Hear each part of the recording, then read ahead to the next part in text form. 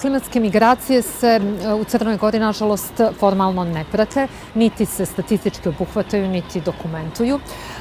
Ono što je takođe problem jeste što se o klimatskim migracijama kao fenomenu koji je, nažalost, i tekako prisutan, nedovoljno govori u Crnoj Gori.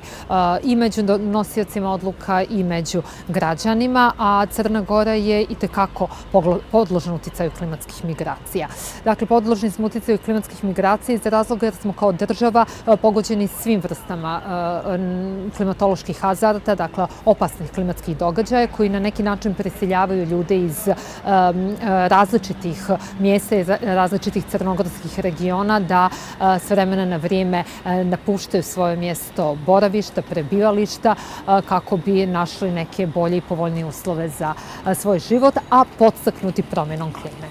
Dakle, kao što sam rekla, o tome se nedovoljno priča u Crnoj Gori, ali svakako morat ćemo što prije, ukoliko želimo da se uhvatimo u koštac sa tim negativnim klimatsko-migracionim trendom, da počne da se govori, da nadležni na neki način spriječe dalje negativne migratorne tokove koji su podstaknuti klimatskim promjenama. Daću nekoliko primjera. Primjera radi, mi u Crnoj Gori smo snažno pogođeni poplavnim talasima. Dakle, poplave u Crnoj Gori su sve češća klimatska opasnost i sve će biti češće i intenzivnije i područja koja su najosjetljivija na pojačane poplave su obod Skadarskog jezera, rijeka Bojana, donji tok rijeke Morače, ali sve više i više neka mjesta u sjevernom regionu Crne Gore, kao što su Plavsko-Gusinski region, generalno dolina rijeka Lim i tako dalje.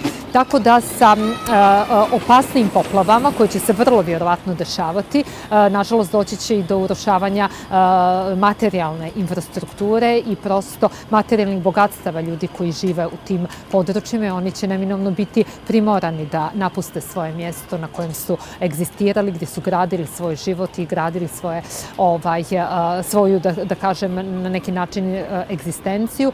Morat će da migriraju u one oblasti koje nisu još uvijek u Crnoj Gori dovoljno pogođene klimatskim promjenama.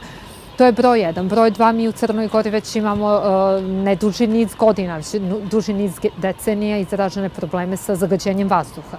To nije nešto što je podstaknuto klimatskim promjenama, ali de facto jeste jedan izražen ekološki problem, naročito ponovo u sjevernom regionu. Dakle, Pljevlja su jedan od najzagađenijih gradova, ne samo u Crnoj Gori, već u čitavom regionu, pa čak i u Evropi. I upravo nam ovi rezultati posljednjeg popisa, dakle zvanični rezultati govore o tome da je opština Pljevlja u proteklih 12 godina izgubila najveći broj stanovnika. Dakle, sa nekih oko 30.000 stanovnika, po posljednjem popisu u Pljevljima trenutno žive 24.000 stanovnika. Dakle, značajan procenat populacije migrirao, napustio taj grad, ali vjerujte, to je dominantno, pored i loše ekonomske situacije, uzrokovano i ovim ekološkim problemima, dakle, katastrofalnim stanjem zagađenja vazduha koji je domicilnom stanovništvu uticao na pogoršanje zdravlja, na skraćenje životnog vijeka, na ubrzanu smrtnost i tako dalje.